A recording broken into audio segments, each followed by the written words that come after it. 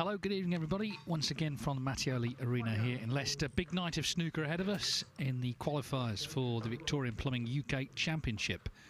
One of the real big hitters of our sport, 3 times UK champion, Neil Robertson, of course, was in the top 16 after winning the English Open, but other results went against him in other tournaments. So here he is, number 18 now, needing to win 2 matches, believe it or not, to qualify. The first of them against Oliver Lyons, who already this season has been a semi-finalist in the British Open. The winner will play either Matthew Stevens or Martin O'Donnell. They're also in action tonight. If you're watching on Discovery Plus, you can watch tables 1 to 4. This is table 1. Table 2, Robert Milkins against Ross Muir. Table 3, Hossein Vafai against Ma Hai Long.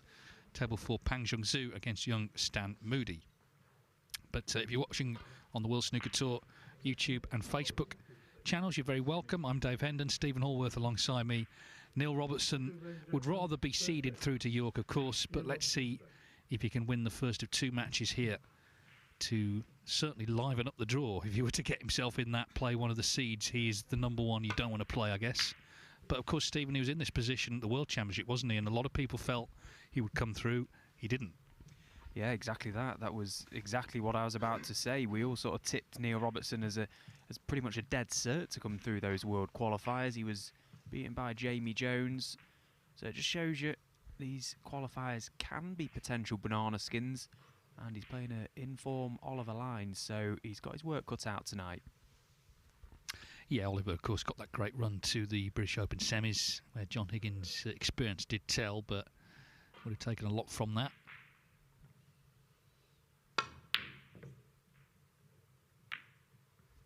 The run at the British Open just came at the perfect time for Oliver, in my opinion.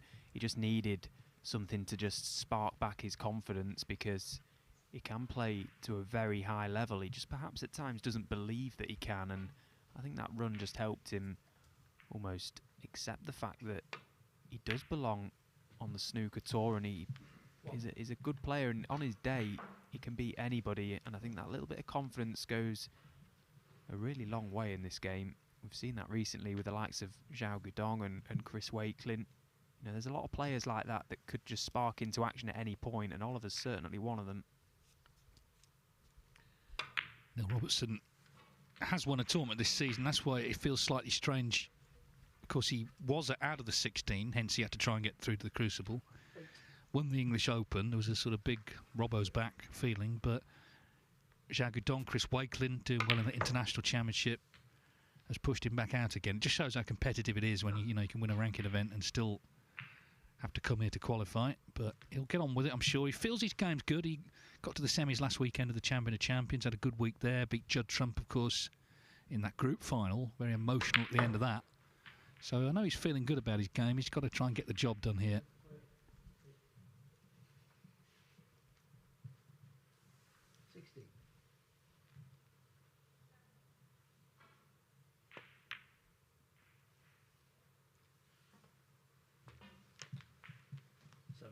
Well, he's landed absolutely A1 on this blue to power this cue ball full ball into the pink. These reds will probably be spread far and wide if he gets the contact. Yeah, playing the attacking shot as he always does, and they've split quite nicely. Kept the high value pink and black in play. 22. Very important to get a fullish contact on the top of the pink, and he did.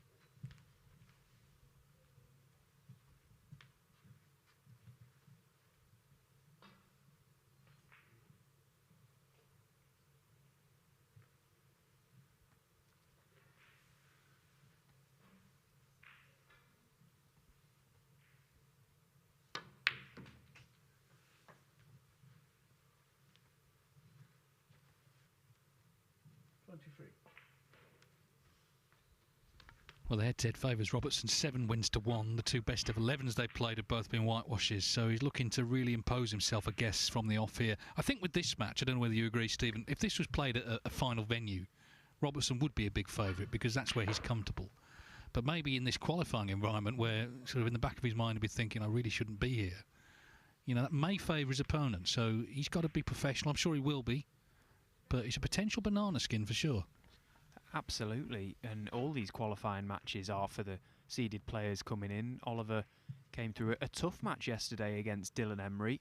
Of course, Dylan not actually a member of the main tour at the moment, but he certainly stuck it to Oliver tomorrow, and Ollie had to respond, and he did do. He played nicely in the second half of that match, so that's teed him up nicely for this game. I think Oliver's got a different mindset coming into this match. He played Neil recently in Northern Ireland, and I felt he gave Neil a little bit too much respect in that game. He comes here with a different mindset. Hopefully he's learnt from that match against Neil, and he'll be looking to rectify if he can. But of course, he's going to be massively up against it, because Neil is definitely one of the players you want to avoid, but that doesn't give him any given right to win these matches.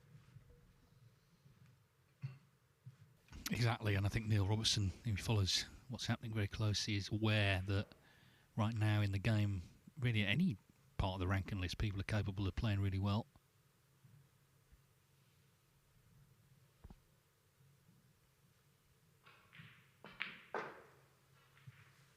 Well, can he just get through?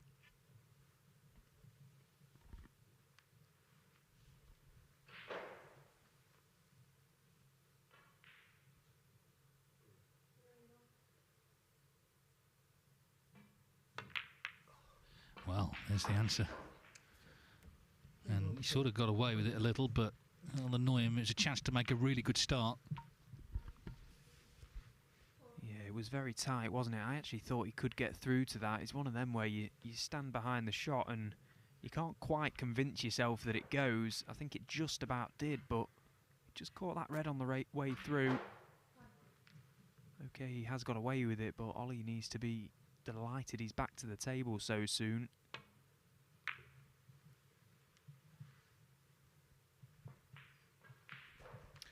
Well, of course, we love to hear from snooker fans all around the world, watching on YouTube, on Facebook, on Discovery Plus, and already some messages coming in.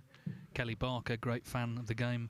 Really looking forward to the game tonight. I'd like to see Robbo qualify and play a seed over the weekend, as I'll be there. Also got the Moody game on another screen. Go Stan. Yeah, Stan Moody's playing Pangjung Zhu. If you want to contact myself and Stephen. Stephen is at Stephen Hallworth on X. I'm at Dave Hendon. I'm also on Blue Sky. I've branched out into that, and so you can find me on there at Dave Hendon. And let us know what you think about this match. Will Neil Robertson qualify? Who would you like him to draw if he does? What match would you like to see in the first round? Which seed? Maybe Ronnie on the first afternoon. Get the tournament off and running. Oliver Lines, though, of course, has got a lot of supporters himself, and a lot of people happy to see him get to that semi-final, and hopes that he can push on. He's been threatening, hasn't he, for a while to do something like that. But you don't just want to look back and at the end of the season and think that was my one good week. He wants another one. Yeah, you've got to keep backing up your results, haven't you, on the tour? It's all about consistency. Oliver's just sort of finding his stride again this season after that run. Financially, it helps massively, but the confidence you take from deep runs as well, putting yourself in those positions, playing against the top players, just sort of lets yourself know that you can mix it with the big boys. This is one of Oliver's goals, though. The Barbican in York is pretty much a home venue almost for Oliver, being from Leeds. It's just down the road, so he'll have a lot of home support should he qualify. The Yorkshire guys always do.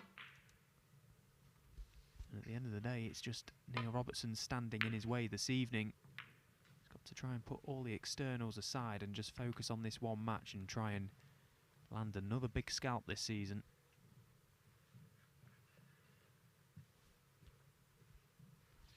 Yeah, I didn't see whether his dad was upstairs in the players' room. If not, I'm sure he'll be watching. So, okay. Good evening, Peter.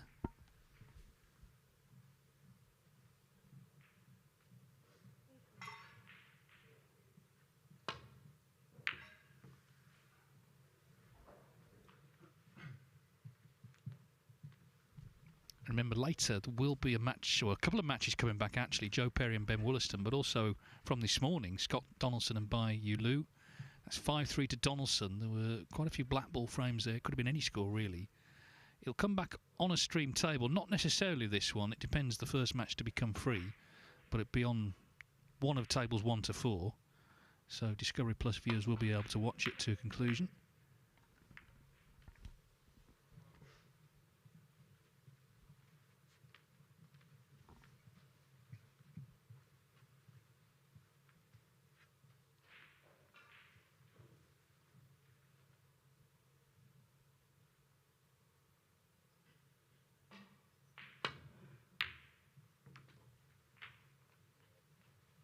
Brilliant red from Oliver there. He's found one. Needs that cue ball to pull up.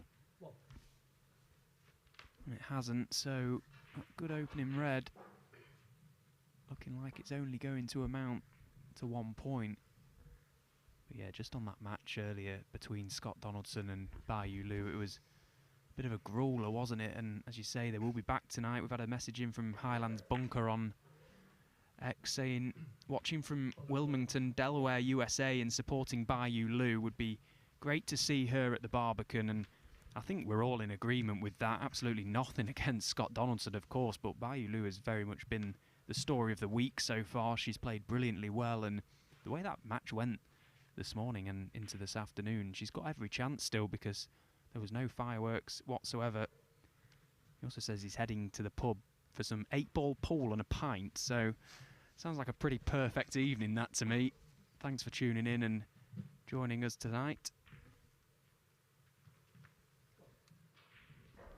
So suddenly Robertson in just a spot of bother here. As I say, he was looking to kind of make a statement, frame one. He said after he lost to Mark Williams in the Champion of Champions, he said, I feel my game is in the best shape it's ever been, but I'm not sure if you look back at some of the spells he's had, whether that really bears out, because just a couple of years ago he won the Masters, he won the Players' Championship, he won the Tour Championship, all within a few weeks of one another. But one thing we know about Neil, he's always looking for positives, and that's a good thing. You know, we've seen players get down on themselves. It doesn't really help. So I don't blame him for being optimistic, and his game is in good shape. I mean, he's won a tournament, but the fact is he's ended up here in the qualifying, and it would be a sickener to miss out on York, because if he misses out on York, he's more than likely to miss out on the Masters. He's got to basically beat Zhao Guidong's run in York to be above him in the rankings. There may be other people involved as well, but at the very least do better than Zhao Guidong. But of course, he's already there. Albeit, if he lost his first match, he'd get no points. But Robertson's going to have to qualify. Otherwise, not only will he miss the Barbican, he'll miss Alexandra Palace as well. Having missed the Crucible, of course, already this year.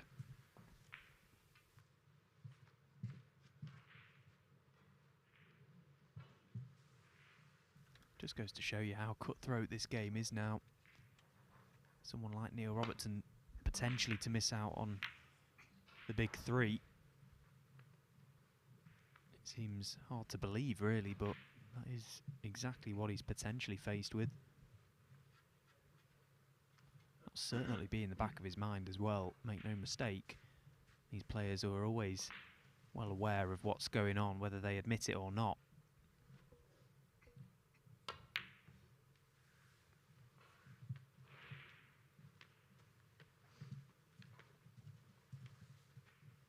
Yeah, and for Oliver Lyons, of course, there's always that sort of tour survival thing going on, which you want to avoid, and obviously doing well in the British Open has taken some of the heat off, but just looking ahead the next couple of years, he wants to really secure his place, not sort of get dragged into that every other year.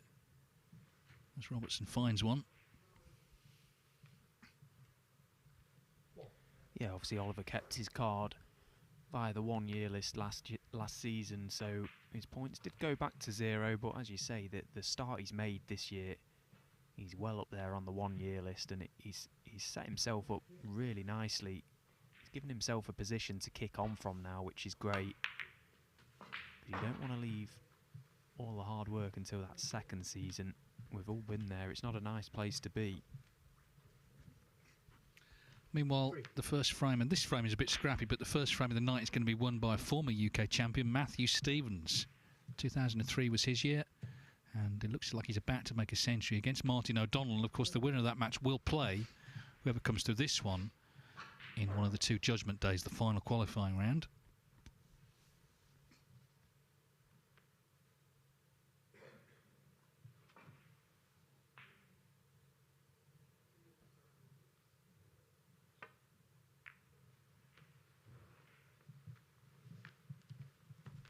Well, in fact, he didn't make a century. He broke down on 96, but Matthew Stevens 1-0 up.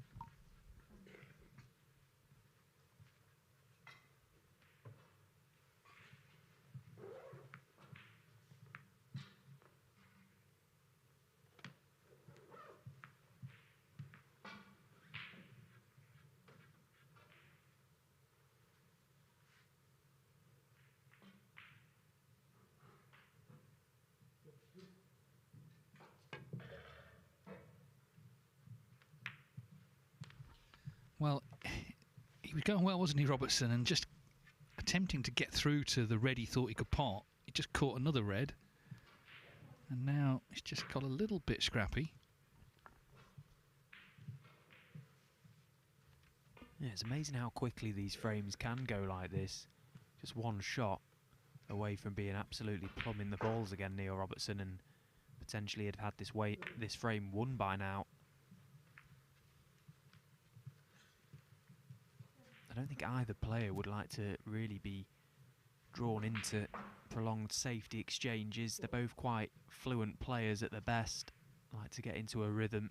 I think that's the sort of game we all want to watch tonight, but of course, over a best of 11, you can get the odd frame like this. We've seen it so many times this week already. They all count.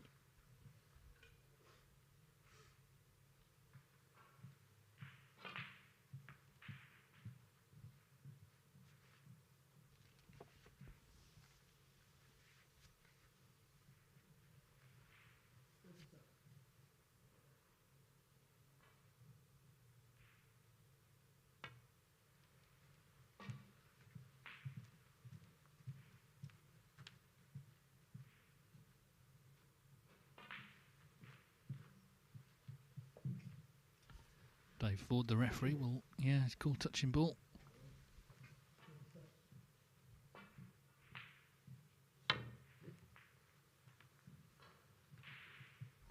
Can't look at Dave Ford without thinking of that framing referee between Fergal O'Brien and Dave Gilbert, the longest ever, just over 2 hours. He looks well for it though, doesn't he? He's actually 28 years old, but after that frame he aged about 60 years. I think we all did.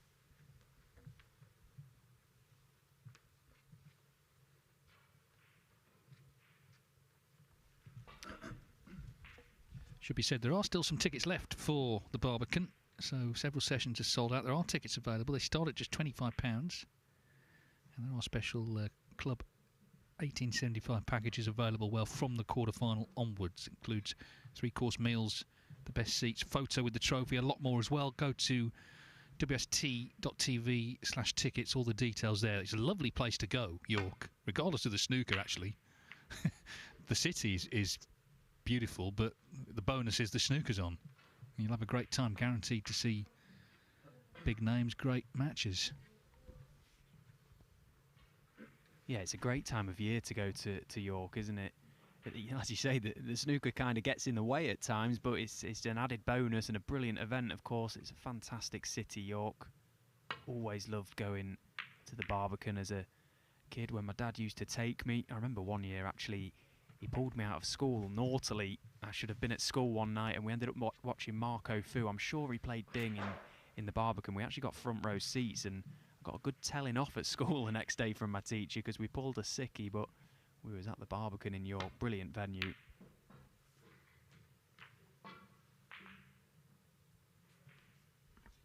Well, he's pulled out another good long red. It's become a little bit of a struggle now. He's on this brown. That would be a bit unlucky if he's not. Well, he's not.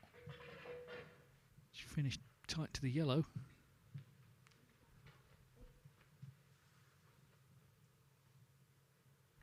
So it's all bits and pieces, really, just trying to protect a lead, push the green, or try and push it safe-ish.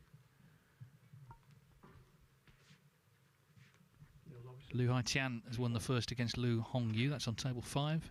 8 matches here and 2 more coming back later.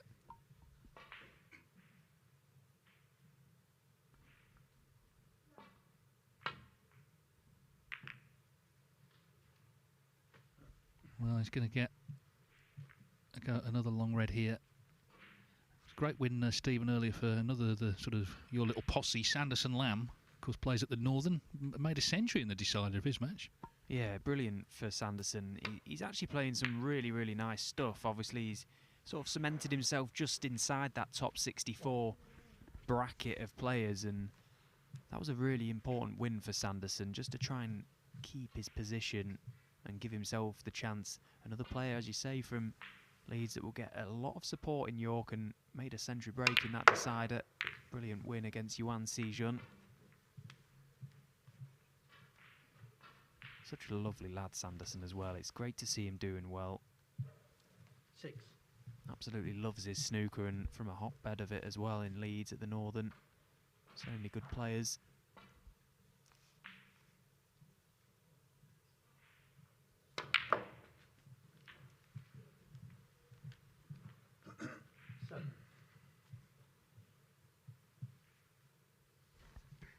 Well, it's become hard work, but it's certainly a frame where you'd much prefer the 39-point lead where the balls are. That's what he's got. In Williamson. He's not the one from the Northern, I'm assuming. He writes in here on Twitter, enjoying the match from the snowy Shetland Islands. I think the longer match favours the likes of Neil. Oliver will need to get his long pots and score well to have a real chance. Thank you, Ian. And Mendes here says, my dad is a massive snooker fan. He hardly ever misses a game. He's watching Robertson v Lyons right now. His name is David. Well, good evening, David. Good to have you with us.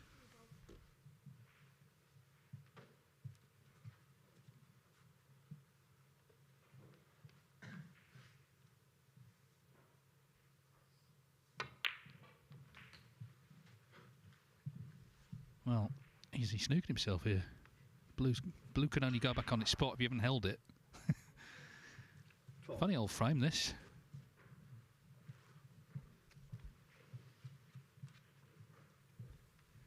Certainly not one of the best positional shots he's ever played.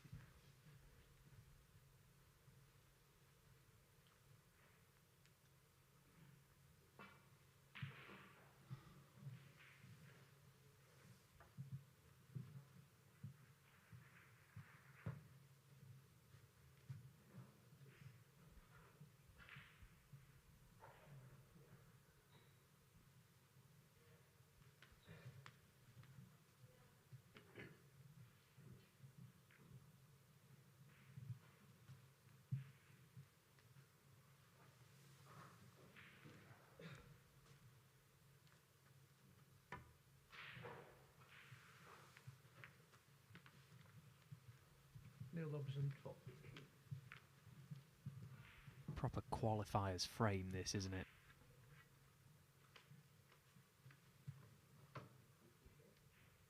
I reckon there'll be a few of these tomorrow and Thursday, Dave. Yeah, absolutely. Well, I mean, Joe Perry, Ben Wollaston earlier. The first frame was an hour. The fourth was 70 minutes, and the two in between weren't particularly long, weren't particularly quick. So it took them 3.5 hours to get to the interval, and they're going to have to come back later to finish at who knows what hour. This is why, if you ever speak to the referees, and obviously they're very professional and they never say this in public, but in private they would tell you, you don't want the first match of the evening to be quick, because if you're first off, you've got to stay on to do, to do the match that comes back on. So you might think, oh, well, a quick, good 6-0, go out for dinner. No, you could be here till midnight. There's all sorts of subplots at play here at the qualifiers, isn't there?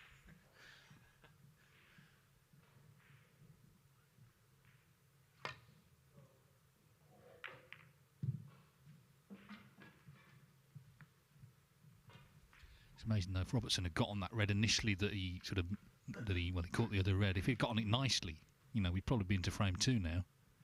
But as it is, the frame is at least allowing Lyons to get good table time. He's trailing and would have work to do, but as I say, he could have lost it by now. And then Robertson maybe hits his stride, starts knocking the brakes in. Pang Zhengzhu on table 4 has won the first against 18-year-old Stan Moody. That's a tough draw for Stan. Pang, of course, he beat Ronnie O'Sullivan in one of the Chinese events this season, the International Championship. And indeed here in Leicester, wasn't it, when he got to the final of the WST Classic about 18 months ago, lost to Mark Selby. That was the tournament Oliver Lyons beat Neil Robertson in. That was the one win.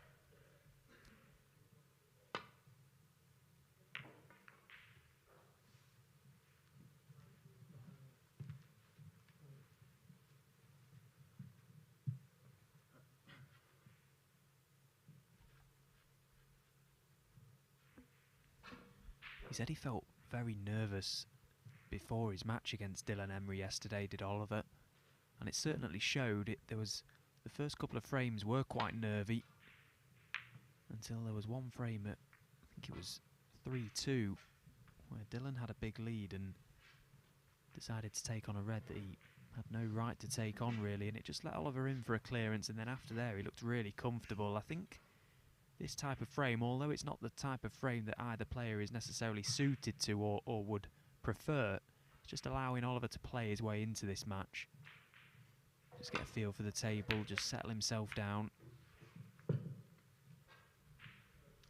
What a difference though. The last shot he played, it looked like it might go in off. If it had done, Robertson, hand on table, had a red, but in the end it was quite awkward.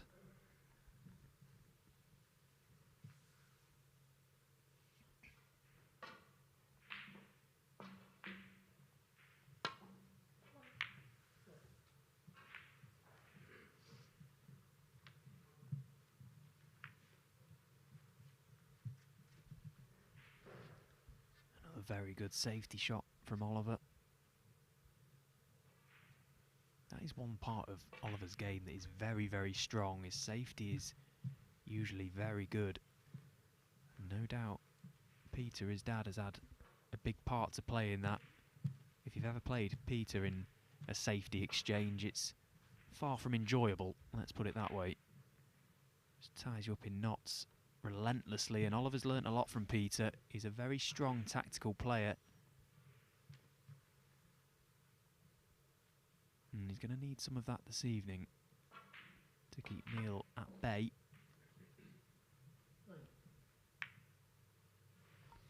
Well, it's got a bit involved, hasn't it, down this end of the table. As I say, it's a good frame to have a lead in.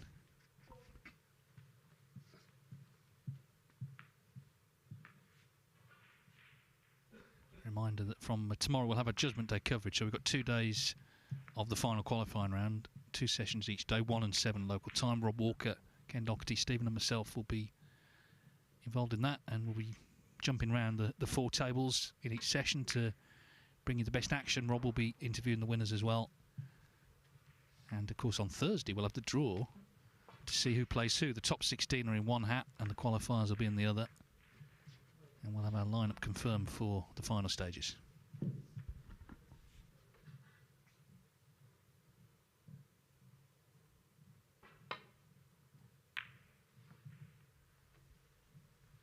Even from chatting to some of the players in the practice area, they all get very excited about the thought of being involved in Judgment Day. I think it's become this thing now, this concept in the game that everyone wants to be a part of the Judgment Day, and I think certainly the coverage has helped build that excitement. Such a great thing, dipping in and out of all the tables, and even as a player, if you're not involved watching it as well, it keeps everyone involved in the tournament. Cracking couple of days to come. Who else will be involved?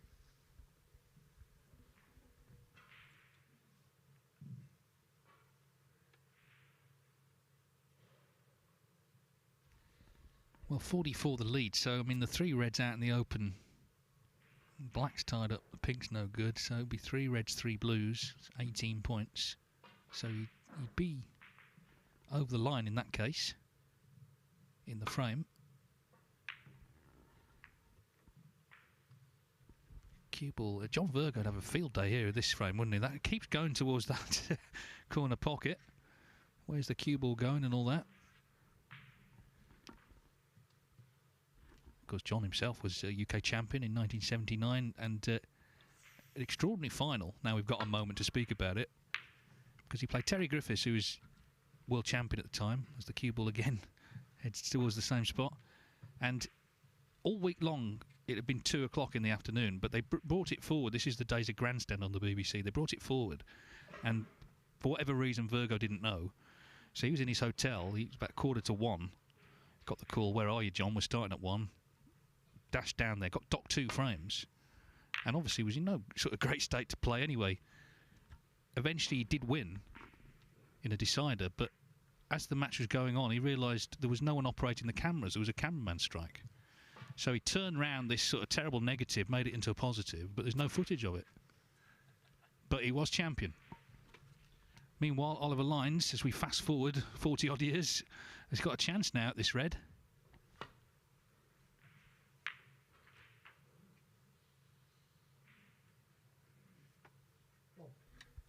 He'd have loved a nice angle on that blue to come down and develop all these reds. He may can do the same from the green. It's quite thin to the middle pocket. If you can just find the gap between the red and the cushion here, down this left corner. He'd love to catch the 2 reds closest together if he could. Yeah, not quite able to, but he's pushed one into play. Plenty of work to be done here. This would be some dish. 4.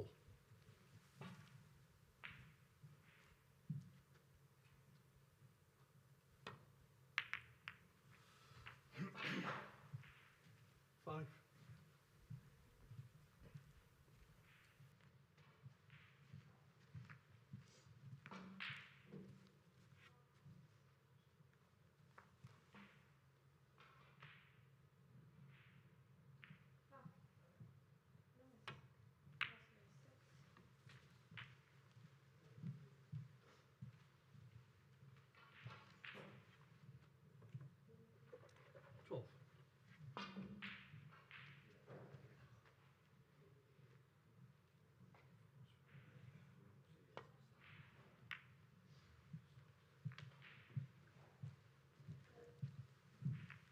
Oliver Lines, 12.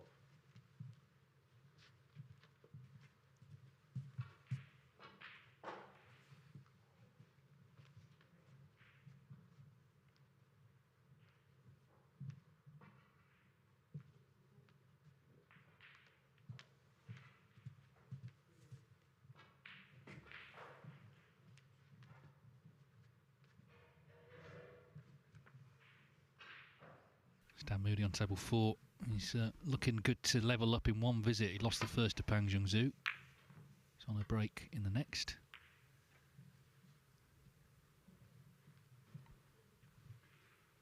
Looks like he's over the line, so that's a good response from him. I mean, again, he'd be a very interesting character to qualify, wouldn't he, in York? He'd get a lot of support as a teenager.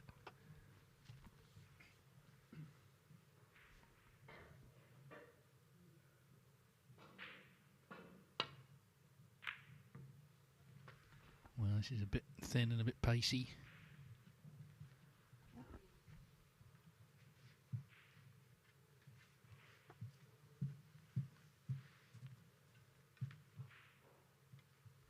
So Robertson 32 in front. Black's on its spot. So can he manoeuvre his way towards getting this frame 1?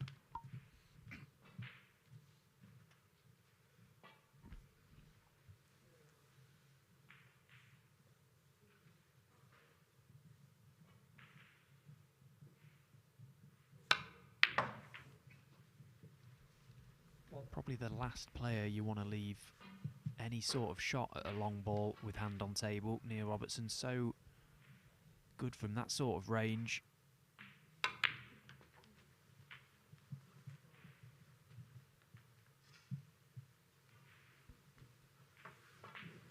Eight. So this red and one more black will be mathematically enough for Neil Robertson. Yeah, it's been hard work, hasn't it? It's been 33 minutes. But he's here to do a job, isn't he? And as much as he wants to play well, his job is to qualify. If you qualify, play well at York. It's about getting through. These are all tough matches. He knows that from the World Championship, where, he, as we said at the start, he was fancied to come through. He didn't. So it's about really applying himself here. He's concentrated well, I think, during this scrappy frame. Yeah, and I can't imagine there'll be too many frames like this between these two, so 60. let's all take the positives and get it out the way early.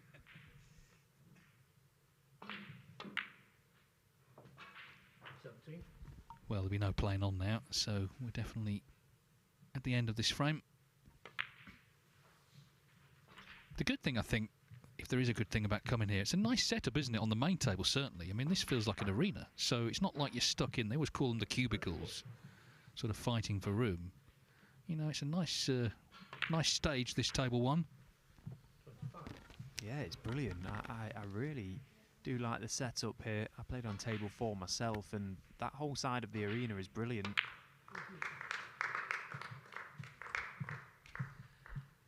Stan Moody, a 138 total clearance in frame 2. So 32. that is emphatic from him.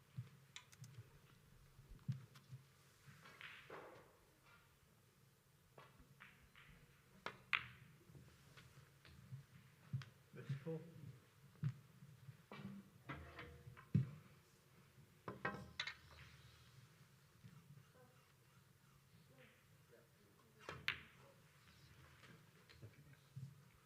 37.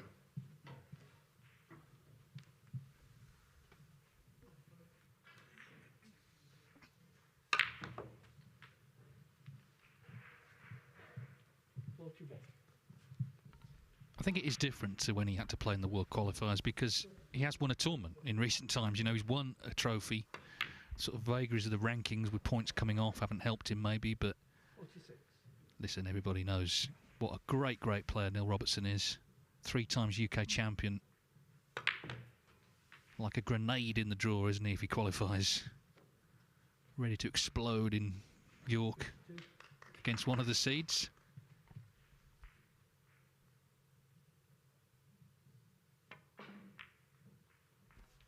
Took some winning this frame, but he has won it, and Neil Robertson takes the opener. Remember, it's best of 11, and the winner plays Matthew Stevens or Martin O'Donnell. Matthew Stevens had a century there. In fact, he nearly had one in the first frame, so he's 2-0 up on O'Donnell. Ross Muir and Robert Milkins. That's a bit of a clash of stars, I think. That's still frame 1. Milkins in front.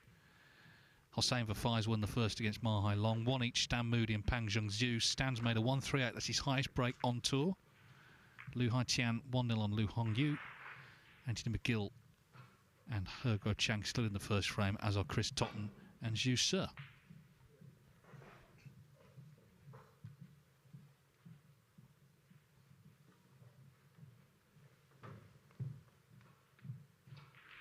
Hossein Vafai, he's looking for a few results, isn't he? You know, he was the semis in York, wasn't he? But he's just gone a bit quiet since then. But it doesn't mean you're not playing well, does it? It's so competitive. You know, you look at results, it doesn't always translate to performance, and we've seen so many players, Zhao Gudong the latest, sort of coming good, having their little run, their little spell. Not everyone can win every trophy, can they? That's the problem. And I think that's what makes this game really so difficult, is that you can actually play well and still lose. You know, when your opponent's at the table, there's absolutely nothing you can do, which makes it all the more interesting. We mentioned Sean Murphy earlier on this afternoon, and he's the first name that comes to mind when you talk about a player that's playing some really good stuff this season, but hasn't really got all that much to show for it. But possibly that fortune may turn around pretty soon. Who knows? Well, as I say, you can contact myself and Stephen at Dave Hendon at Stephen Hallworth. Do let us know any thoughts you have about this event. Who are you looking forward to seeing in York if you're going? Who have you got tickets for? Any predictions, anything basically that you want to say? We look forward to hearing from you. A few in here. It's obviously quite a wintry day in Leicester, but some of the die-hard snooker fans you can see have made it in. Yeah, and why not? For £12, get yourselves down if you're in the area or able to travel. These qualifiers are brilliant value. Pay on the door and you get full days snooker, especially tomorrow and Thursday. The Judgment Day coverage and the Judgment Day standard is usually off the scale. All the best players will culminate tomorrow to play off for the final 16 places on Thursday. So, as I say, if you are in the area or able to travel, please do come down. We look forward to seeing you. Thank second pick. Yeah, some big names knocking around as well. Matthew Stevens, a former winner, could play another former winner, Neil Robertson, tomorrow. Or Friday, I think sorry, Thursday, I think it is. But anyway, Oliver Lyons have got plenty to say about that.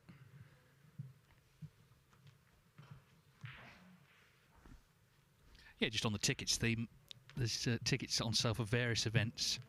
If you check out World Snooker Tour website, wst.tv. And I always think great value, the home nations, because the all-day tickets there, they're pretty cheap. They start around £15, and you get to see a whole galaxy of players. You go on day one, you're going to see top players, and if one match isn't to your liking, there'll be another one along very soon. There's 4 tables, 3 sessions. There were people in Belfast, because we did the event, and in the front row, there were people who were there every single ball of the tournament, from first ball, and we were on at midnight one night. They were still there every single ball. That's what you call getting your money's worth.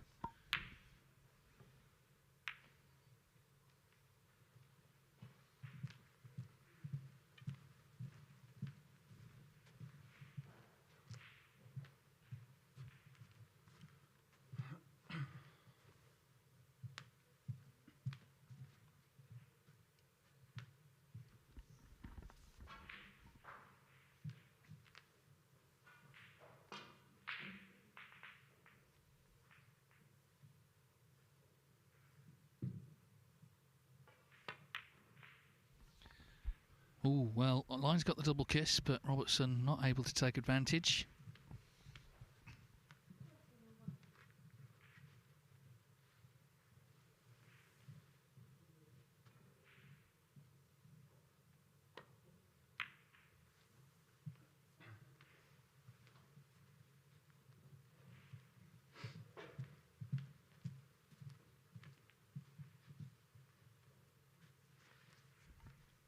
Just on Matthew Stevens, he's had breaks of 96, and I thought it was a century frame too. I must have been looking at the wrong match because it says 55 on the scoring, so my apologies. But anyway, O'Donnell has not potted a ball, and even in frame 3, it's 32-0 to Matthew.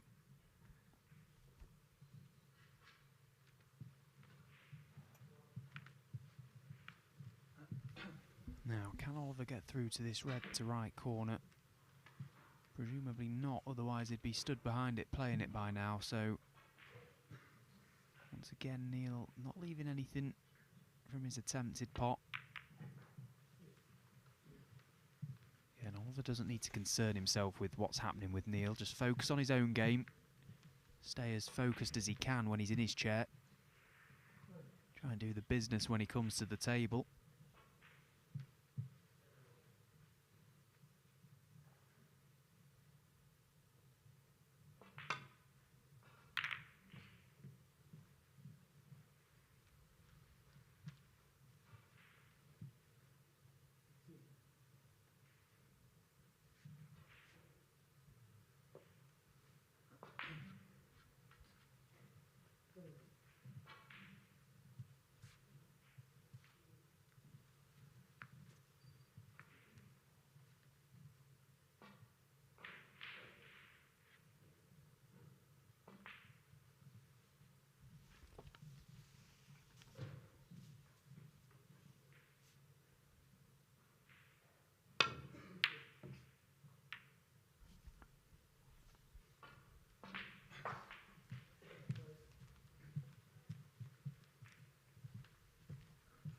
Has Oliver left anything?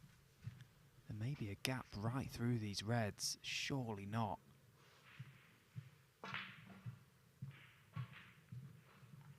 Another attempted long pot from Oliver as it goes quite a straight.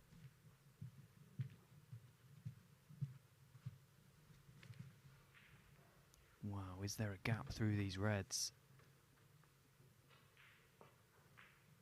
Well, that is unbelievable. Well, that's JV's other saying, isn't it? There's always a gap, and there was again. Yeah, and if he gets this part of this shot right, Neil, he's got the option to play a cannon into a few reds here. They're all kind of just like obstructing one another at the moment. A little cannon to just open things up might be nice. could present himself with a good scoring chance.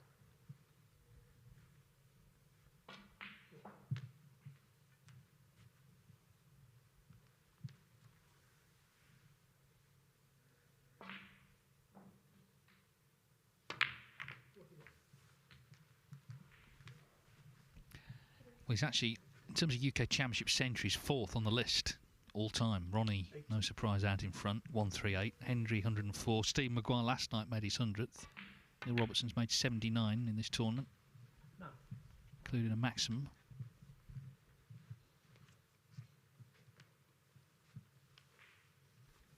Yeah, and he's probably going to be the next player to hit the 1,000th century mark as well, isn't he? He's edging closer.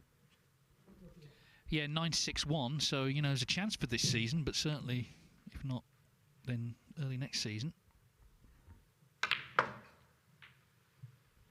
always think with that, let's hope he does it in a big arena, you know. I mean, with all due respect to the qualifiers, you know, it deserves to be. Obviously, Ronnie did it against him, actually. Last frame of that Players' Championship final, and both John Higgins and Judd Trump did it in TV matches this season.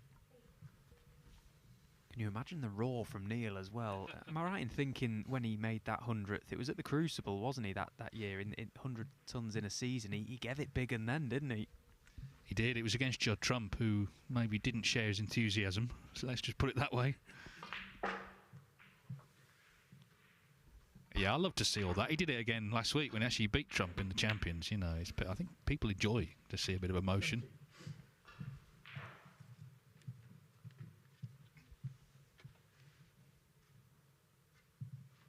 I think part of it with Neil is he concentrates so hard, he sort of bottles it up in the match, and then it's a bit like shaking a can of pop, you know, eventually it's going to go everywhere.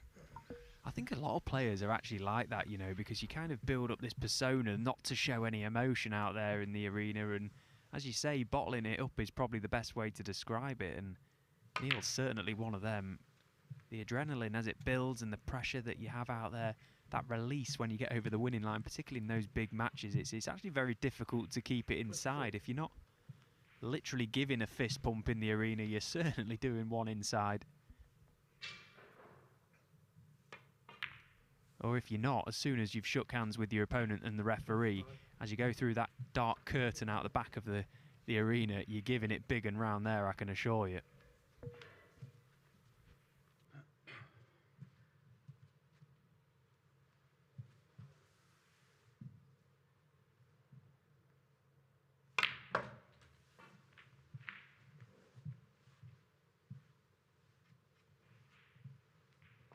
Chris Totten, a young pro from Scotland, he's 1-0 up on Jusser. He's from good snooker stock, Chris Totten. He's from Wishaw, which is the hometown of John Higgins, and he shares a birthday with Ronnie O'Sullivan.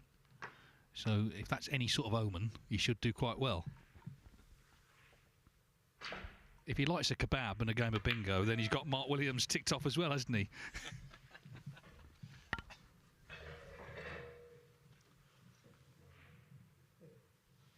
37.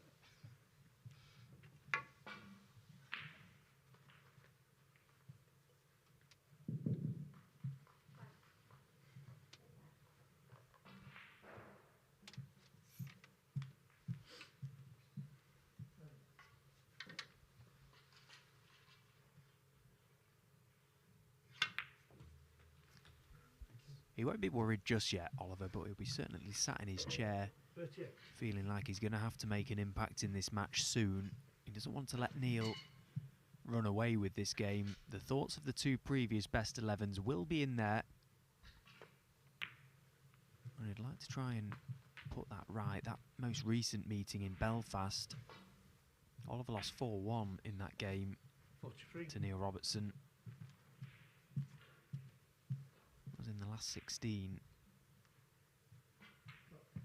I've spoken to Oliver about that match. He just felt he didn't impose himself enough early on.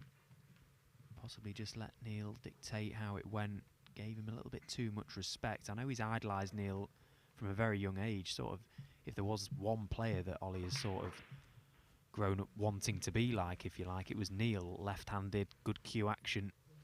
It's pretty much the carbon copy of what Oliver has. He's got fantastic technique. He's very drilled. He looks brilliant when he's playing, as does Neil. I think you can almost be too in awe of someone. And Oliver's got to try and just put all that aside today. It's Neil stood in the way of what he wants.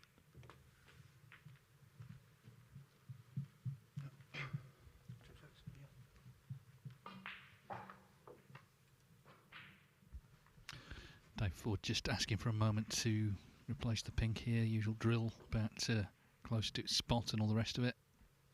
Has to be in a line with the spots. Thank you. 50. Ross Muir has won the first against Robert Milkins, who was in front in that frame. But the man with the glove, of course, beat Jimmy White, didn't he? Ross Muir in the last round has taken the first. Anthony McGill, another Scot, 1-0 up to He Guo Chang.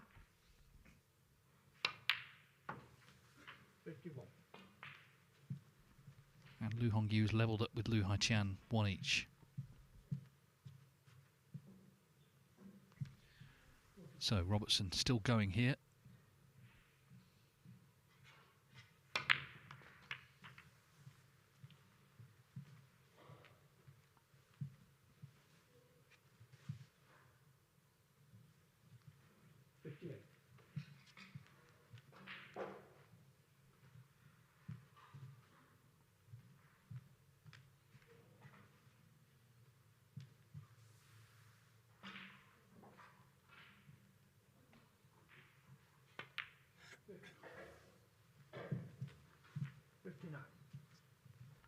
Completely different frame to the first, which got quite dragged out, quite scrappy.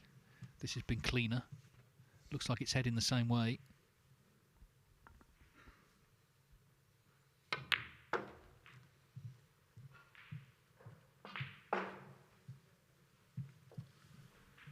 And again, it 64. came off the back of a mistake from Oliver, which isn't very pleasing for him. Okay, he was quite fortunate to leave the gap, or quite unfortunate for Oliver to leave the gap through the reds. But the fact that he missed the red he initially went for, you can sort of allow for anything to happen. You're out of control then. And Neil has done what he pretty much always does, and that's take advantage. 72.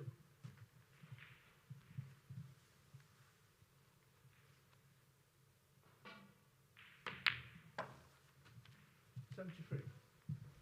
Well, he loves a century, Neil Robertson. He loves a stat. He loves looking at where he is and measuring himself against other players, and can take a step closer to becoming fourth to 1,000 here.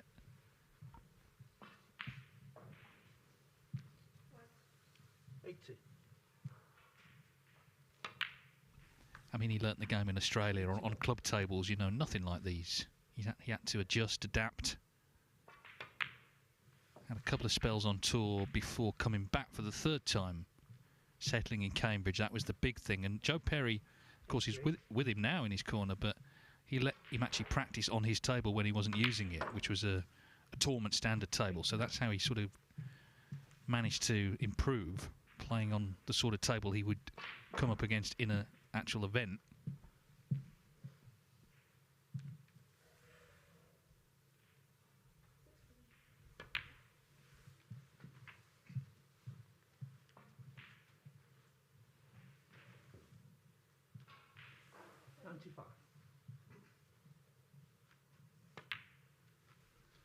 So it's another one for the collection. This pink will be his 80th century break in the UK Championship, and for his career 962. Scrappy opener, but Neil Robertson has now hit his stride. 102.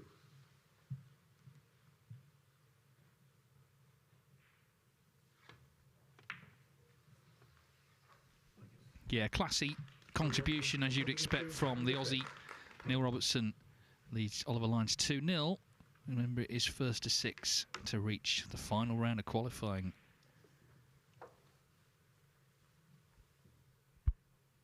Ross Muir, as I say, 1-0 up on Robert Milkins. 1-0 Hussein Vafai over Ma Hai Long. 1 each Stan Moody and Pang Zhengzhu. 1 each Lu Haiqian and Lu Hongyu.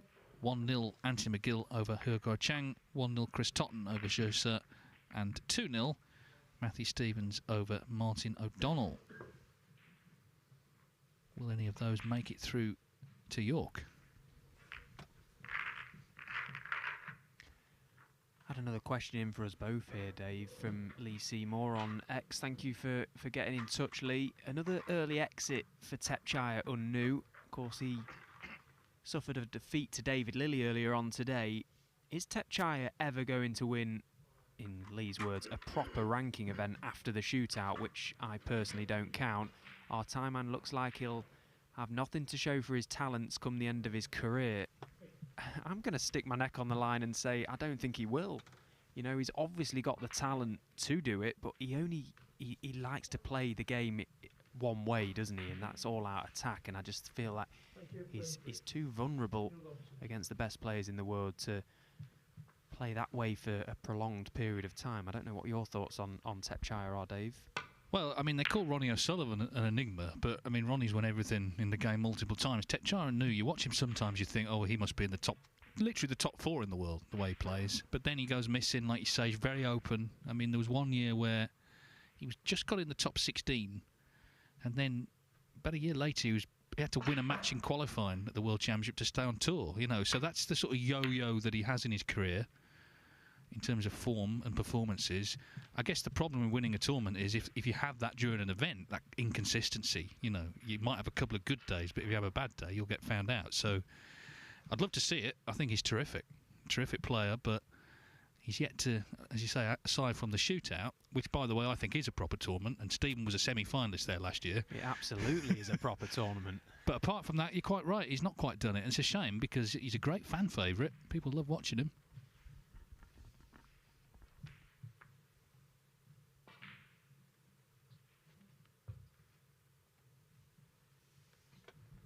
So big 2 frames coming up now for Oliver Lines. We'd like to at least win one of them. If he can win both, they'd be absolutely delighted going into the interval.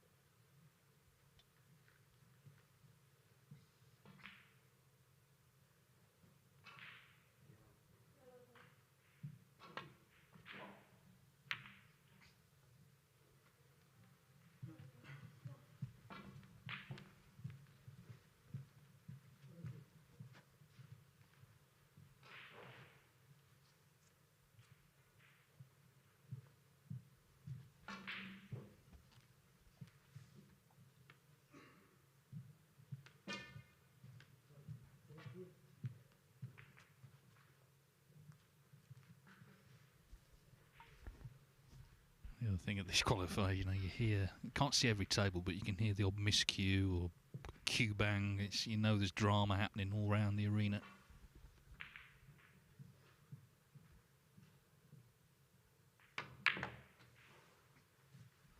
But clearly Oliver Lines, having sat out that century, didn't want to offer up an opening here. Sir Neil Robertson, yeah, a little shake of the head. Concerned. Got very close to the red he attempted, but at the pace he felt he had to play it at, fully committed to it. Should he have got close, which he did, he was always going to leave Neil attempt it. And these pockets have played quite tight this week. I've noticed a few not drop when you perhaps thought they might have done. So those down the rails are no gimmies this week, it seems. The tables playing as they should, in my opinion. They weren't big enough for my match the other day.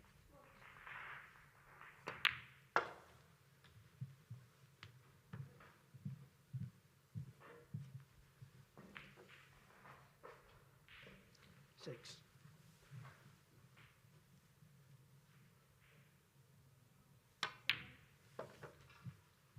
Seven.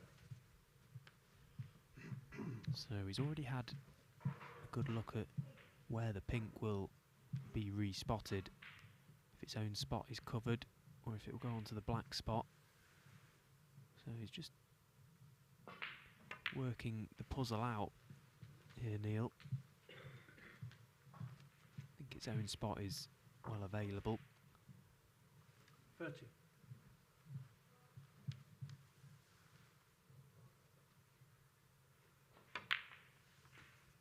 40.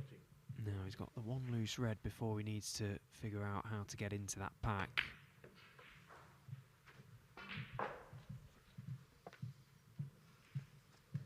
It's not a bad pack to go into from the black to screw into them. We'd like to land somewhere parallel on the black to right corner. Yeah, that looks about perfect. And now I'll be screwing right into these reds. Just watch the cue ball here. If he hits this well, we might see like a second spin, a second lease of life to drag reds out with it. Into the reds. And again, he just hasn't got enough purchase on it that time, but you could see the intention, trying to pull more reds out with it. He goes into them once, and then it goes again there.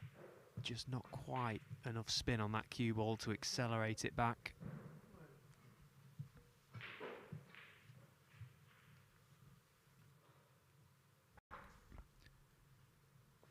Stan Moody going well in frame 3 against Pang Zhongzhu, who needs a snooker. There's 2 reds on, and Moody's 45 in front.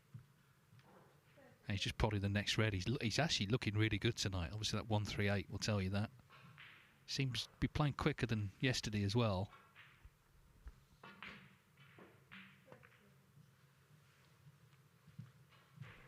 So Robertson, I'm sure, disappointed there, but he knows he's on top right now. He's keeping the pressure on Oliver Lyons.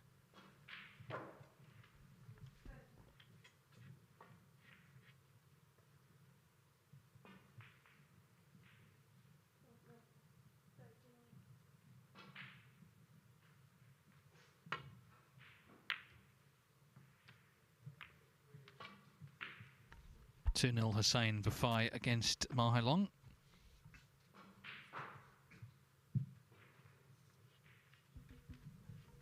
Quite a big target in behind that green and brown now to try and find refuge for the cue ball. Neil can get somewhere close to getting in behind that green without playing too much of an attacking safety shot here. Just clip off the red underneath the pink spot. Well, he's gone for the one above it, so he did play an attacking safety shot, and now he does need help from the green. Yeah, big target. Didn't anticipate the red going over the corner pocket, and that little smile there from Oliver tells you everything you need to know. I don't think Neil's been fortunate in terms of where he's got the cue ball, but Oliver will feel a little bit hard done by the fact the red has gone bang over the corner pocket, because now that makes Oliver's task a lot more difficult. He's got to try and cover that red now.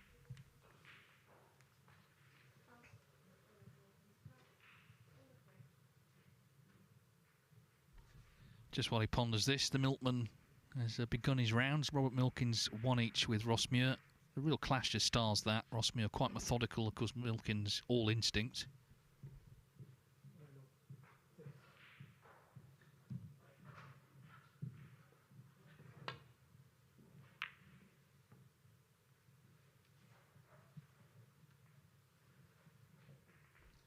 Robertson was pretty quickly out of his chair, wasn't he, to see if he can see the red to the corner that Stephen mentioned.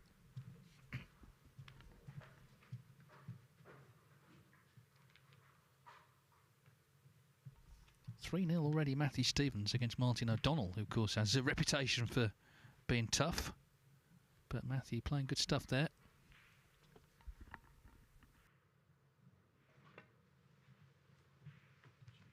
Well, doesn't take many people to work out that as soon as Neil struck that cue ball, that was going absolutely nowhere near the intended target.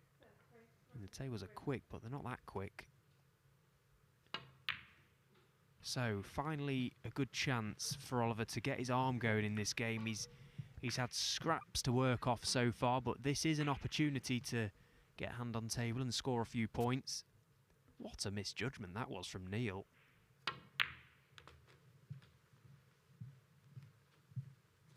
A rare unforced error.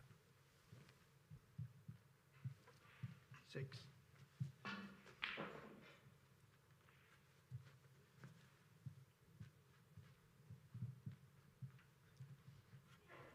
Important Oliver just minds his work for these first couple of shots. Just to try and play his way into a little bit of rhythm. 7. He hasn't had all that much table time in amongst the balls, so these are key exchanges for him.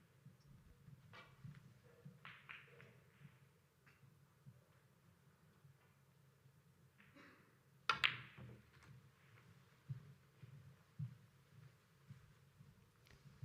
think every red pretty much pots into a pocket. It's just trying to solve the puzzle. As you pot one, you release another, so it's very much about cue ball control, this break.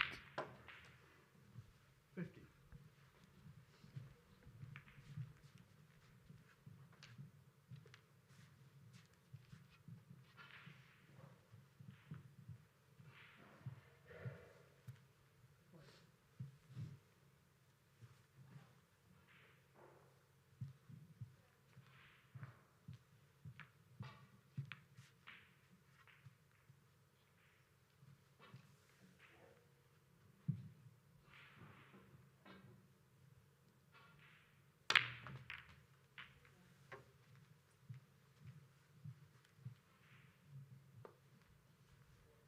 Well, he is on a red, 22. although he's pretty much welded to that side cushion, so an early test of cueing.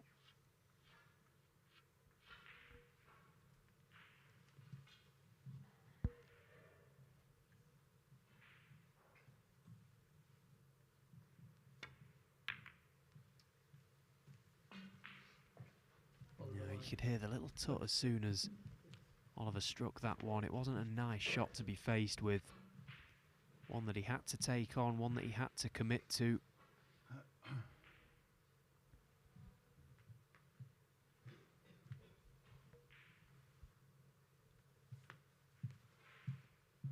Lack of table time didn't help that shot one bit.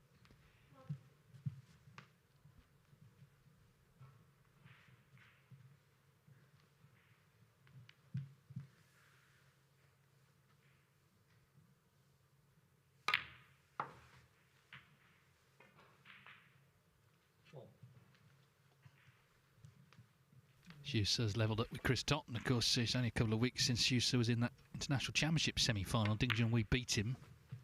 Although Zhu played a great first session.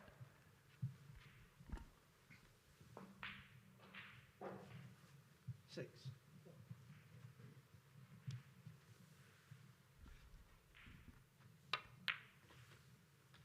7. I think Robertson has just looked good tonight in himself. You know, he doesn't look like a man who feels he shouldn't be here. He wouldn't have that attitude anyway, but it kind of looks like he would look in any arena. As I say, it's a nice setup here.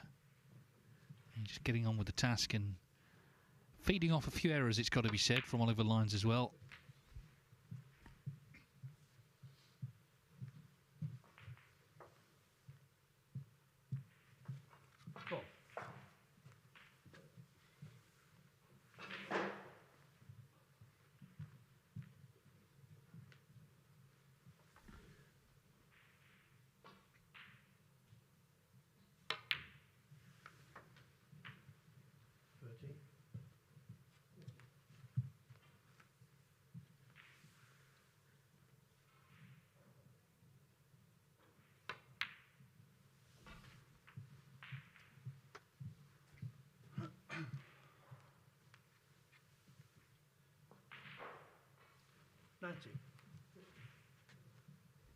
Of course, the last time he won, so far anyway, his third title, that was the lockdown UK Championship. No audience. Very late finish against Judd Trump. They were both exhausted. And I think the lack of an audience did make it a bit flat. Didn't help the snooker necessarily. But he prevailed. He won on the last pink. Judd Trump missed it. 10-9. About 1 in the morning. Yeah, it was an absolute epic final, that was. And the interesting thing as well about since then, Neil hasn't won a game in York.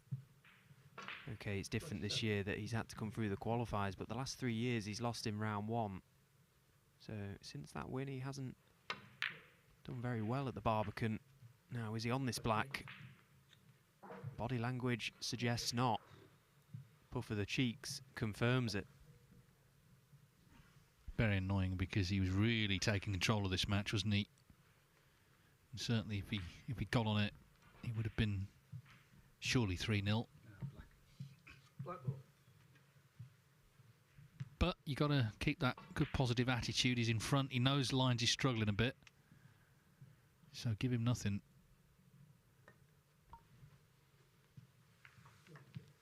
Neil Robertson, 28.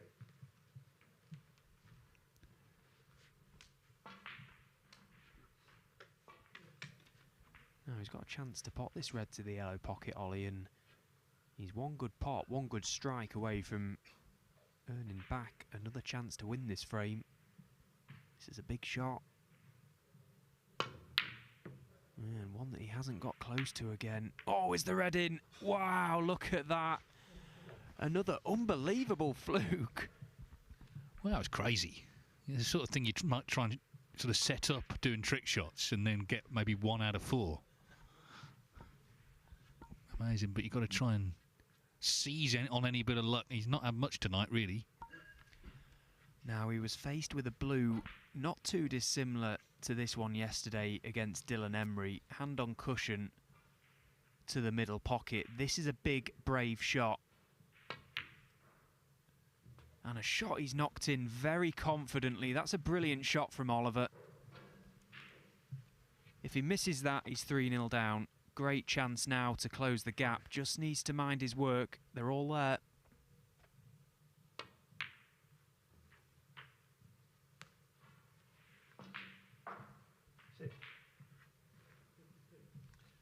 Well, Neil Robertson, of course, against Mark Williams, he was actually 2-0 down in that Champion of Champions semi-final. In frame 3, had him snookered on the last red. First attempt, Williams somehow potted the pink, goes back. And then the second attempt, he actually potted the red out the snooker, fluked it. 3-0, went on to win the match, of course.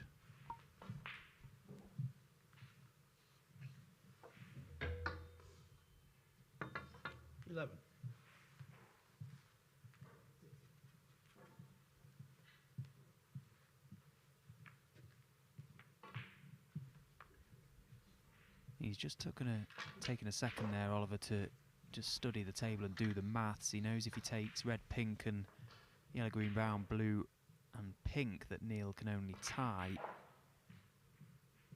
So he will need that final black.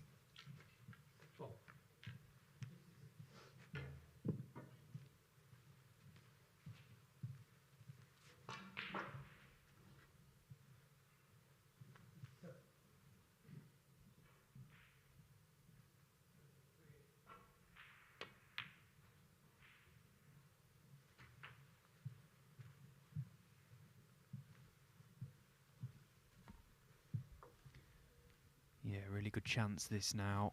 80. And surely it's all going to come down to that black ball.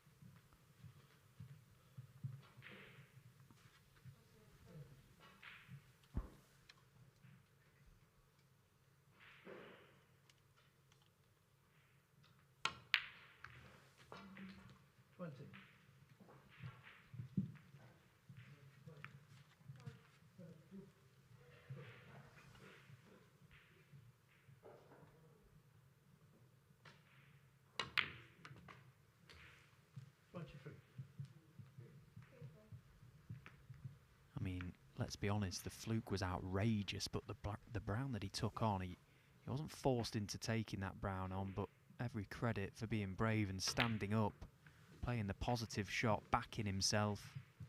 That brown deserved to win any frame. But he's not out of the woods just yet.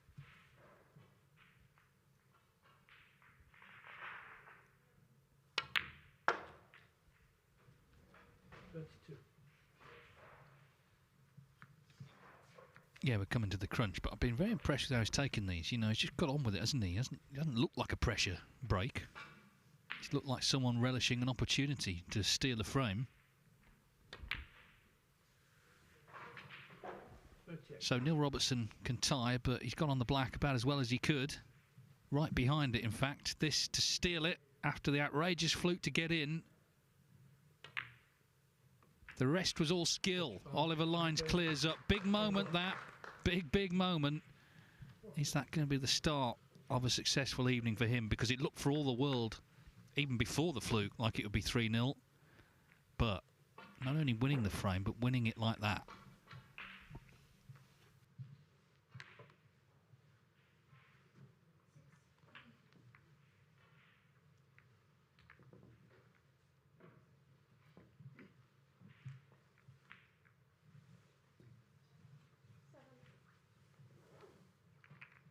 Over 5-3-0 against Ma Hai Long. Milkins and Muir 1 each. Dan Moody 2-1 over Pang Zhengzhu. Lu Hongyu and Lu Hai-Chan 1 each. Anthony McGill 1-0 over Ergo Chang. 1 each Chris Totten and Zhu Se. And Matthew Stevens, he's 3-0 and 64-0 against Martin O'Donnell on a break. So looking very likely to be 4-0. So Matthew Stevens, a great fan favourite. And of course, former UK champion. This is the one ranking event he's won, amazingly. 2003, and he could be, well, he will be if he wins, playing the winner of this match in Judgment Day.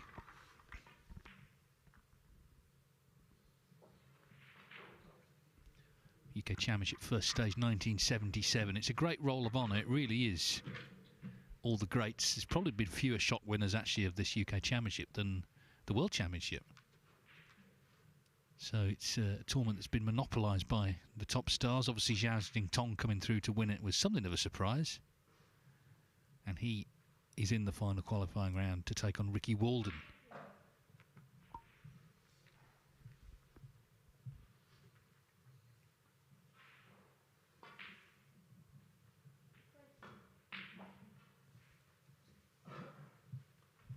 Judd Trump did say that Neil Robertson had been a bit lucky against him. Well, more than a bit, actually, but you can't really say that about that last frame. But it's not about the fluke, is it? It's about what you do with it. You could cut together a great reel. The guys upstairs could cut together a great reel of brilliant flukes, but what happens after the flukes is what's significant, and Oliver Lines cleared up.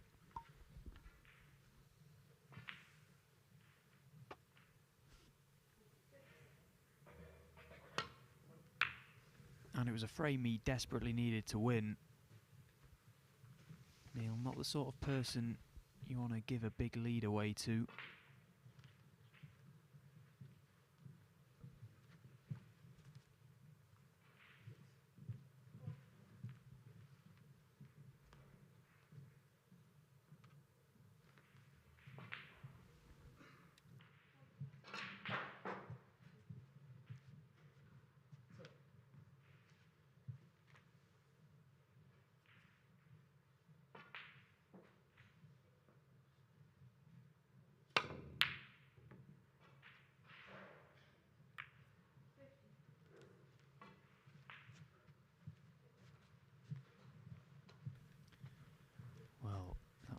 Was wayward from Neil Robertson. Not very often you see him miss a long one by that distance, although it was pretty awkward cueing, and well, that's a very poor shot that Oliver's just played there to land himself the wrong side of the blue.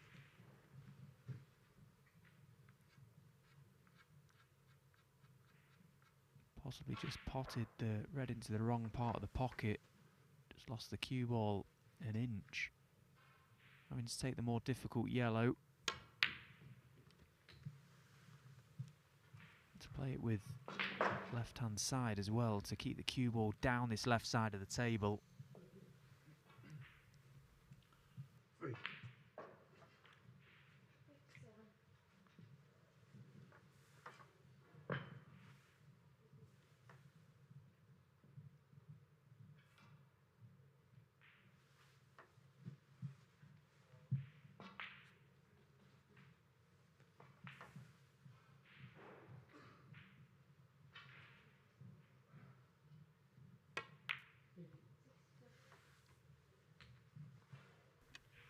Nicely recovered. Two nice recovery shots there from Oliver, and he's landed absolutely perfect on this blue. Thought for a moment there he might not be able to get through to that red, but was just about able to. Now full ball into the pink, plenty of pace. Didn't quite catch it as crisp as he would have liked. And he's not landed on anything straightforward, if anything at all.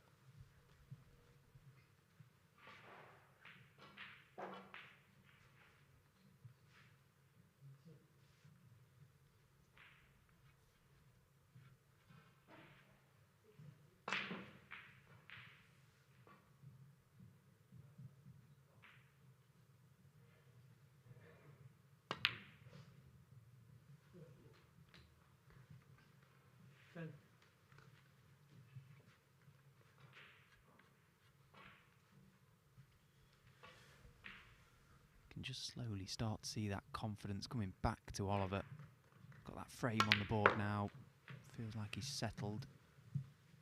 Just starting to find his stride again. And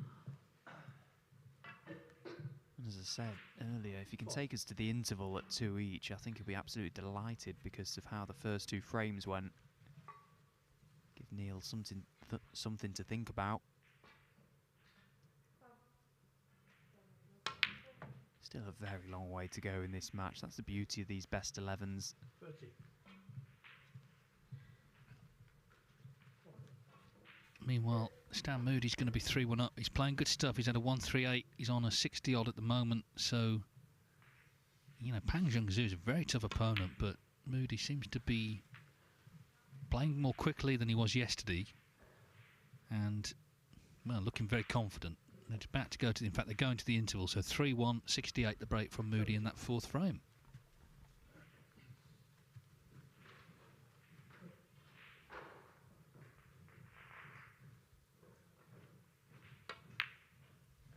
Yeah, there was a bit of controversy in that match yesterday with Stan and Dwayne Jones, wasn't there? A little bit of a dispute with the referee over slow play. Been nothing slow about Stan's performance today. He's looked very nice, scoring as he does. He's not a slow player at all, Stan Moody. Yeah, I mean, the thing about, I mean, the rule is time wasting, isn't it? It's the referee, but it's in their discretion. There's no actual sort of literal time where you think, okay, that's too long. It's up to the ref to decide that. So it seems Moody has taken that on board anyway by his performance this evening. 25.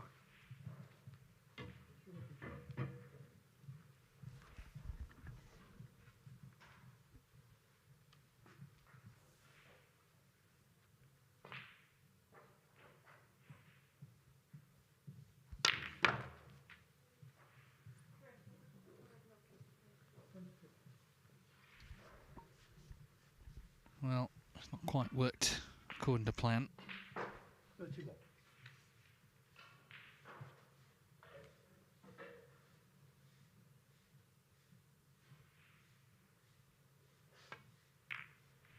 So back to the ball game. We've had some messages come in here.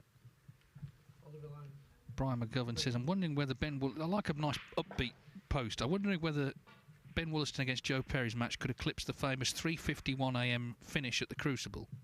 What's the latest time for a match to finish at the UK Championship?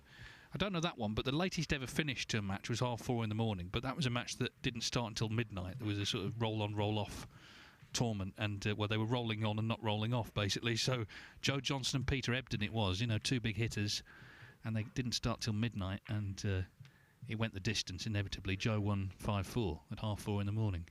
I don't think it's going to be that late tonight somehow.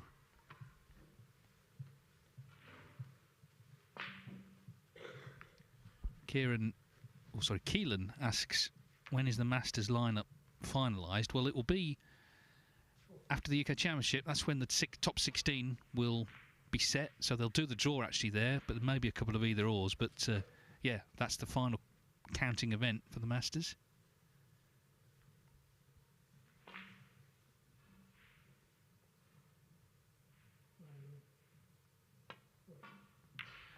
And Daz says, I'm recently out of hospital in Sheffield due to a breathing condition. If it wasn't for Snooker on Discovery Plus, I'd be bored to death. Thanks for the great coverage. We need more commentary on qualifiers for other tournaments too. It makes a massive difference. Well, it's music to our ears. Firstly, Daz, hope you're well after your spell in hospital. And secondly, well, we'd be very happy, wouldn't we, to be here more regularly. And we'd also be very bored to death if there was no snooker on as well. So we're completely in agreement there, Daz. And Matthew says, Matthew Scott, you mentioned Tepchire and how his talent hasn't transferred to wins. Obviously, Jack Lazowski is another who would be similar from past generations, not fully fulfilling their talent. I mean, the name that springs to mind for me, and it is going back a bit, is Kirk Stevens, because he was in that very sort of, you know, easy on the eye. He was a good-looking guy, he had the white suit, and people remember his maximum at the Masters, but he never actually won a major tournament. He got to the British Open final, 1985, had his problems off table as well, but just never quite broke through. He was a star of that era without necessarily winning, you know, the tournaments.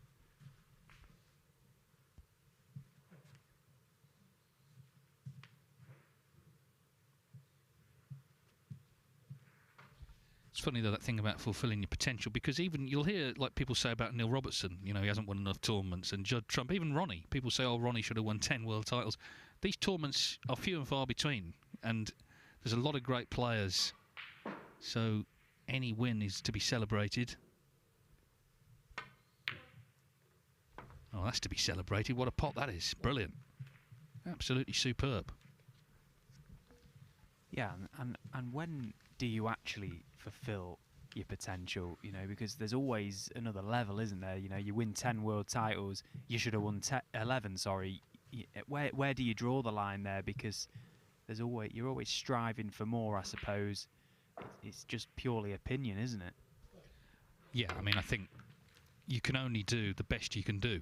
If you've given it everything, whether you win 50 ranking events or one, if you've given it everything, then you have fulfilled your potential.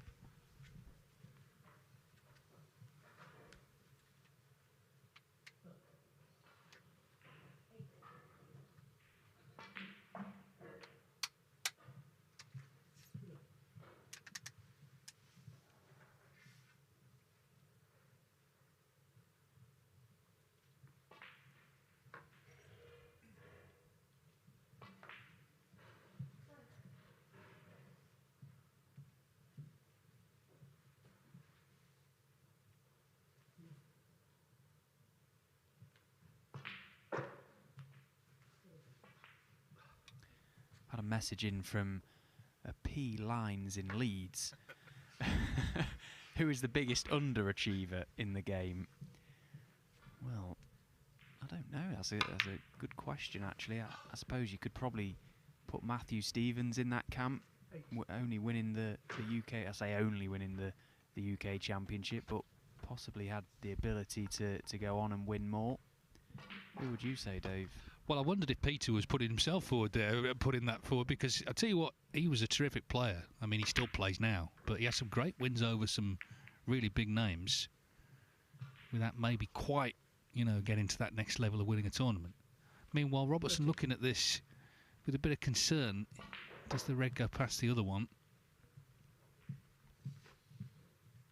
Yeah, to be honest, I don't like that term anyway, underachiever, because again, it's about what you yourself as a player have set out to achieve. It's not really for other people to sort of tell you what you should have done.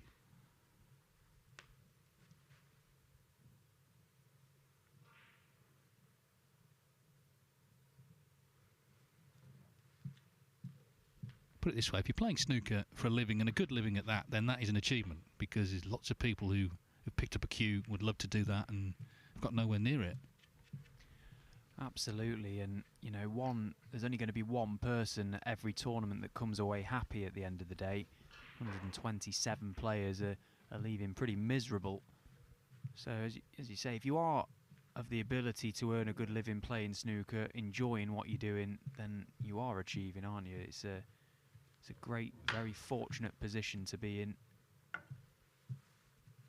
Of course, we all have these big dreams to lift tournaments, win big events, be world champion, be world #1, but the reality of it is that there are very few players that actually manage that.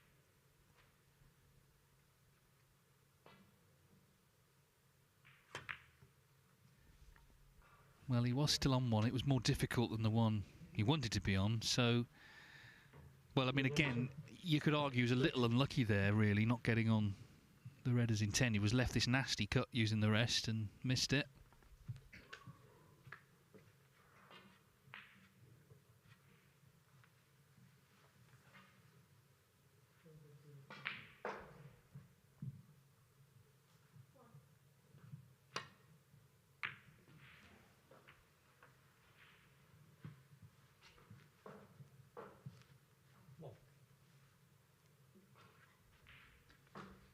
Well, that cue ball has just crept north of the baulk line, so Oliver can pop this yellow now. Just needs to guide his cue ball back down this business end of the table. He's got a mini lead in this frame already. Just looking to put the finishing touches to it, and we leaving that black ball well alone. Happy enough to work off the pink for now. Pink and blue available. There's more than enough in open play to get the job done here. He would feel golden, wouldn't it, 2-2 for Ollie, because he was looking certain to go 3-0 down, and then, you know, you could lose a little bit of focus or a little bit of belief. Question here from Matthew Wilson. After hearing the thoughts of pundits at last week's Champion of Champions, what rule change would yourself and Stephen like to see made if you had to choose one? Well, yeah, I mean, the ITV guys were asked about changes. Neil Fold's actually, his was not a rule change. He wanted everyone to hand the phone in before play began, which is a bit old school. But yeah, Alan McManus, you know, who's not necessarily sort of, I mean, Alan's a traditionalist. He wouldn't say he was looking to change things, but he said he wouldn't mind one tournament with ball in hand after a foul, just to see if it appealed to fans, you know, if it would speed play up. And we have it in the shootout, but the rules are different there anyway.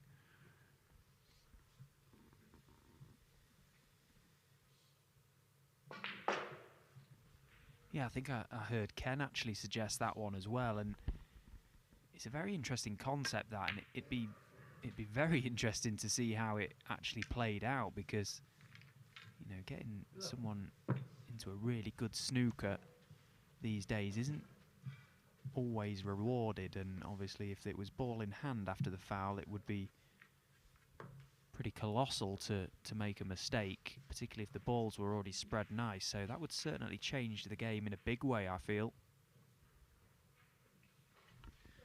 Stephen Hendry wanted, inevitably, he wanted a tournament where you couldn't play on for snookers.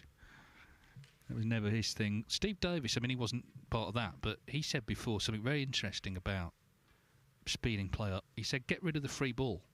If you get rid of the free ball, because we always say, you know, with one red on, you know, you could get another, basically 12 points out of it. He said maybe that's the way forward. It was a bit radical, but the problem with changing things is, you know, you can't necessarily always foresee the knock-on effect of those changes. So I think we spend a little bit too much time in this sport looking for things to change rather than actually accepting how good it is to start with. Yeah, I don't actually think there's too much wrong with the game. You know, you can always make improvements here and there, but in terms of the actual game itself, I don't really see all that much value in making changes like that. There's always a lot of talk about the shot clock, to try and introduce one of them to every event. 17. I'm not too sure about that. Well, imagine it here now, 4 tables, well, in fact, 8 tables, all the buzzers going off around the venue. It'd be like being in an amusement arcade. Meanwhile, that was terrific red, isn't it, with the rest? Robertson missed one to that pocket with the rest, but Lyons is looking at another brown here.